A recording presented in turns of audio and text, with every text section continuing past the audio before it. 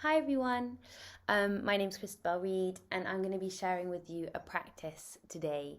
So this practice is going to be including some embodiment, some movement and breath awareness and expansion of the breath. Um, this practice can be done anytime. A lot of it is inspired by the discussion we had with Pat McKay, Merlin Sheldrake, Rianne Eisler on relating and relationships. So some of that is going to be being weaved into the practice. I encourage you to do this daily throughout the rest of the month if you enjoy it, if you feel a bit lighter afterwards, a little more connected, a bit more spacious. If you feel more agitated, if it doesn't work for you, don't do it. Let me know. We can work on something else. It's really important that we feel empowered with practices to do the practices that actually really help us, that meet us where we're at, and that support us in where we are, where we find ourselves today. So keep that in mind. So the practice that we are doing today, or a big part of the inspiration behind it, is something that's inspired me for a while, and it's something that Colin Campbell, who we're going to meet later on in the course, and also Pat McCabe talks a lot about, and that's that the crisis that we're currently facing is really a crisis of relationship. And whilst in some ways that can be very overwhelming, of course, crisis is overwhelming, in other ways, to see it from the perspective of relationship can really empower us, because it stops the issue being the other, external, or like essentially who we are, and it becomes more about the ways that we have come to relate to ourselves or relate to others. And it's in relationship that we can do really deep work that goes beyond the superficial, that goes beyond like the token kind of things we say or things we do once and then no longer. But if we can integrate things into our relationships and in the way that we come to relate to the world around us, that we come to relate to ourselves, we can be we can do that deeper work and get to the root of some of the issues, rather than shuffling papers around on the top.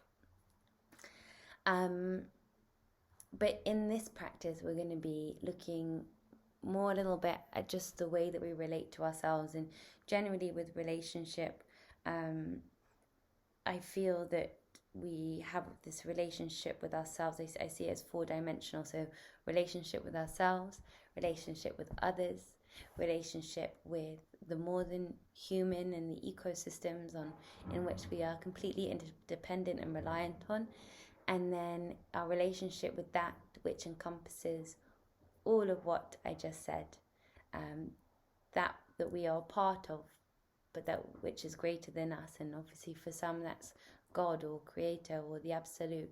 For others it might be Gaia, Mother Nature, or just life, just the living, breathing web of existence. So that's completely open to interpretation. But yes, like I said, today we're going to be looking at the way we come to relate to ourselves, largely because the way we relate to ourselves is often reflected in the way that we're relating to others. The state that we find ourselves in becomes manifested in our actions. And it's a good place to start. It's not a good place to stop. We want to be really working on our relationships with humanity and our relationships with the natural living world. But it's a beautiful place to start. And quickly on that, I don't see the inner work and the supposedly outer work, not that it is actually that binary, as separate or one and then the other. I see them as two completely entwined journeys of healing and perhaps transformation or kind of gentle evolution. So yes, so that's where we're going to be starting. And what's amazing about practices, well, practices that can help transition the mind from a space of agitation to a space of perhaps more focus. Let me say that again. Daily practices are amazing when they can help transition us from an agitated mind to a focused mind, which, by the way, is a kind of fundamental understanding of what meditation is or mindfulness, moving from an agitated mind to a focused mind. And by doing that, generally we create more clarity because we've created some space. And when we've calmed the mind, and the mind is, the root of so much of our suffering, so much of our taunting of ourselves and others, our fear and our ego and our anger and our clinging and our desires and our patterns that we picked up unconsciously are born in the mind, or reside really up there. So by bringing our awareness down into our body, by steadying the mind, focusing the mind, we create a little bit more clarity. And then with clarity, we're able to become aware of our patterns. And when we become aware of our patterns, we can stop being prisoners to our habits. And then with some faith or commitment that another way is possible, and with a little dedication of some daily or, as much as possible, some practice in this way, we can start to replace the unconscious, perhaps unhealthy patterns with more conscious, more healthy patterns that can help bring more joy within our lives, that can help nourish our relationships with ourselves, help nourish our relationship with those around us, with our communities, with our ecosystems, and just generally support us in, as Pat McCabe says, upholding the honor of being human by honoring our interrelated existence, and by honoring this vital, small but dynamic and creative part that we hold within a web of existence.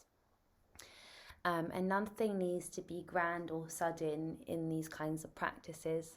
You don't need to kind of feel like you've united with cosmic consciousness and all your addictions and behavioral things or whatever they are, have suddenly released from you.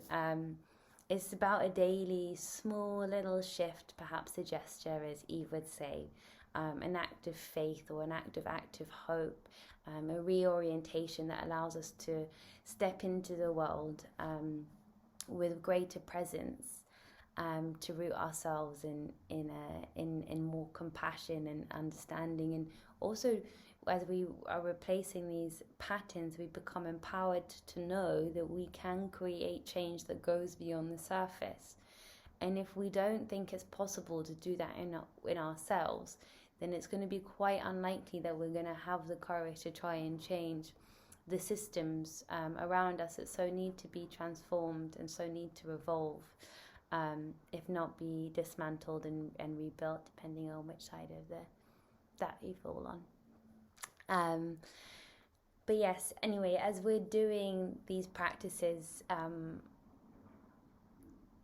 two things that are wonderful to cultivate is, as we become more present, we're able to become more enchanted, because as Sharon Blackie teaches, who again we're going to meet on this course, fundamental to living an enchanted life is to be becoming more present to life, and that's what I was thinking when Merlin was kind of speaking about the symbiotic relationships that have meant that we're here today, and about how it's like almost like fractal, and how biology is becoming ecology, because the more you look into something, the more complex and expansive it becomes, the more relationships and symbioses you discover, and we can do that in our own lives with our presence of our breath, cultivating a more enchanted mind, a more enchanted way in which we approach the world. And again, this is so important because we've fallen out of love with the world in some ways, and out of love with ourselves and each other, and that's just clear by the way that we treat them, the way that we're relating. So this again is a process of falling back in love. Not saying that it's all going to easy, this kind of work is easy, obviously a lot of different things will be coming up. It's not like we're always going to be feeling joy and pleasure, but that is the direction that we're going in. So I'm going to pause this. This will be part 1, and then I'm going to start another one so that you don't need to hear this again if you do the practice more than once.